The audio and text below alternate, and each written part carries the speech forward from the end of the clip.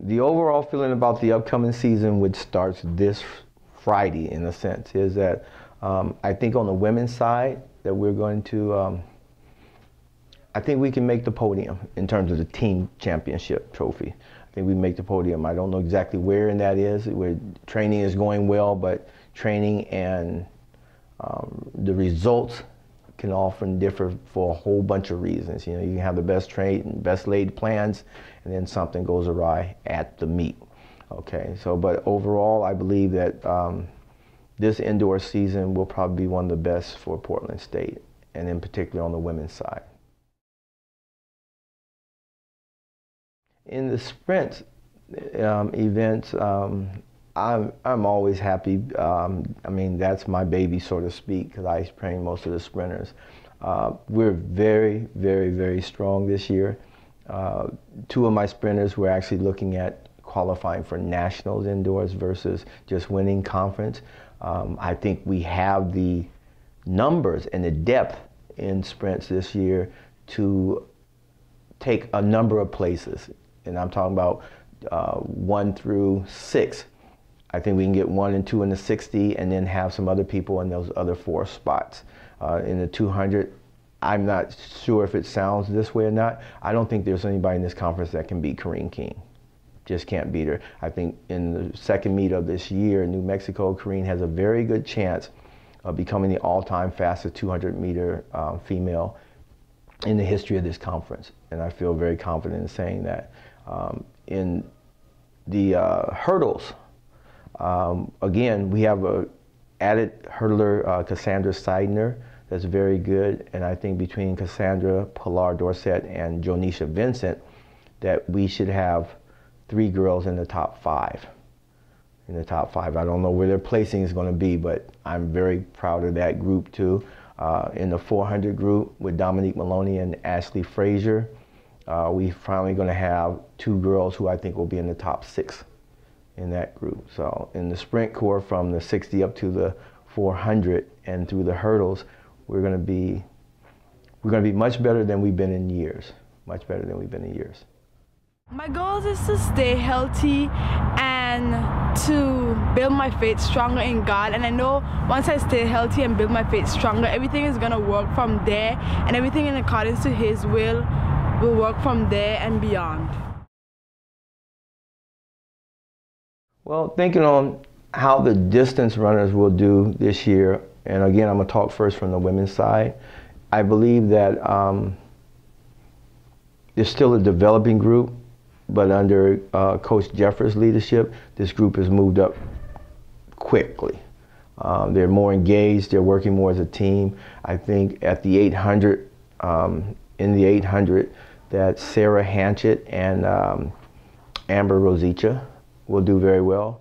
Personal goals, I would definitely like to get my times down a lot in the 800 and 1500, place high at conference, and man, if I could, I would love to make it to nationals this year. That's definitely a goal in mind, and I'll do anything that it takes. Team goals, I would like to see the women's team place even higher overall at conference. I know that we can get, at least 3rd or 4th place. We definitely have the skill to maybe even win conference this year. I would just like to see us make a bigger name for ourselves because we have a lot of talent on this team.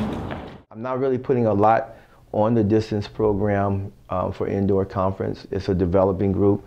I'm hoping we can come away with, say, 5 to 10 points out of distance as a whole, with the DMR and so forth. But I think that Coach Jeffers is doing a really great job with them. And on the men's side, Tony Crisafulli will be in the finals. We're going to try to move him up on that podium. Last year indoors, as he took 3rd in the 800, and this year he's gunning for that top spot, and he's a hard worker, so I'm really looking forward to him getting in the meet and being able to produce. I definitely feel that our distance side is probably going to do a lot better than what we have been doing. I mean, you can't really win a championship with just the sprinters or just the throwers or jumpers, and since it's track and field, it maybe have individual. Each person can win individually, but for a better team score, everyone has to contribute something, and I feel with our distance squad that we have this year, both men and women's, that we have enough people in each event where we can actually take more than just like 2 people in the 3K or 1 person in the 800. It wouldn't really matter what, but I mean, since with our numbers that we have this year, we could definitely have an impact on our overall team score at the conference meet. John Lawrence is another great runner, and also my kid from Michigan, I can't remember his name, Carpenter. You know, Carpenter's going to do well. Zach Carpenter, you know, he's going to do very well. It's strange because distance works so hard. They really have no time off, and they have no time off competitively because they go straight from cross country into the indoor season. So, but they had a little bit of a break after cross country, so I think their legs are fresh, you know, and it'll be warmer when they run. So I think it'll do well. So we're just about to start our first meet. We have UW this weekend, Dempsey preview. It's actually a huge meet this year. There's Stanford, Oklahoma's going to be there, OTC guys, a lot of Nike professionals, so it's exciting. I'm a 5th-year senior, so this is my last indoor season. So I'm excited to get things rolling, going after the school record in the mile. Another PR this weekend, so hopefully that's doable. DMR team is looking to go to nationals this year. I think we have a real big chance.